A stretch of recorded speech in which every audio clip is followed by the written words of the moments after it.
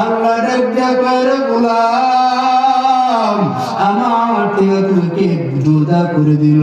আমার থেকে তোকে আলাদা বানাইলো, আমি আল্লাহ তো তোকে বানাইছি, আজ তুই আমার ঘর বাদ দিয়া তুই আজ আমাকে চিরুদা, তুই তোর মাকে চিনছ, তোর বাবাকে চিনছ, তুই দেওয়ানা হয়ে গেছো, তোর মায় তোর সামান্য কাপড় চোখের গুল কাচরা যায়, তোর মা তোর জন্য সাধারণ কি করে ভাত রান্না করে তরকারি রান্না করে তোকে খাওয়ায় দেয়, এই ভালোবাসা দেখা তোর মায়ের জন্য তুই দেওয়ানা হয়েছ, আজ আমি আল্লাহর মায়া কি কম মনে করিস,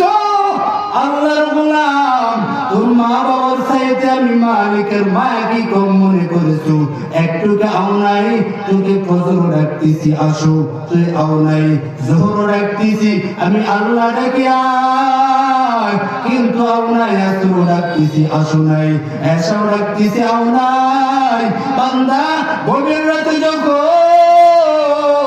তুই উঠিয়া যখন আমি আল্লাহকে একবার আল্লাহ বলিয়া যখন ডাক দিছ, আমি আল্লাহ ওই যে ফজর নামাজটা বলো নাই, জোহর নামাজি বলো নাই, আসর নামাজি বলো নাই, মাগরিবের নামাজটা যে বলো নাই, এশারের নামাজটা যে বলো নাই, আমি আল্লাহ ওই দিকেও তাকাই না, কারণ আমার হারানো গোলামটা আমি রবের কাছে আসছে রে বাবা। আল্লাহ কয় তুই যখন শেষ রাতে উঠিয়া এ ঠান্ডা পানি দিয়া অজু বানাইছো, আমি আল্লাহর দয়া উঠে গেছেন, আল্লাহ বরদাস্ত করতে পারি নাই, আমি দয়ার মালিক এক পর্যায়ে তোর গুনাহের দিকে না তাকাইয়া আমি আল্লাহর রহমতের দিকে তাকাইয়া আমি মালিক তোর জিন্দেগির সমস্ত গুনাহগুলো ক্ষমা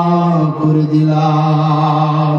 এই জন্য বুঝো দুনিয়া আমার আপন না, না না,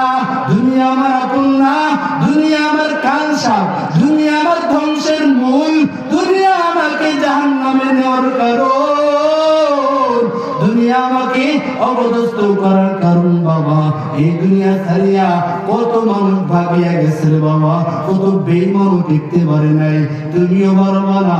বাবা। তুমি যদি আল্লাহকে রাজি করবার মতো যদি করতে পারো, তাহলে সব একদিকে আমার মালিক যদি খুশি হয় আর কোনো টেনশনের কারণ নাই।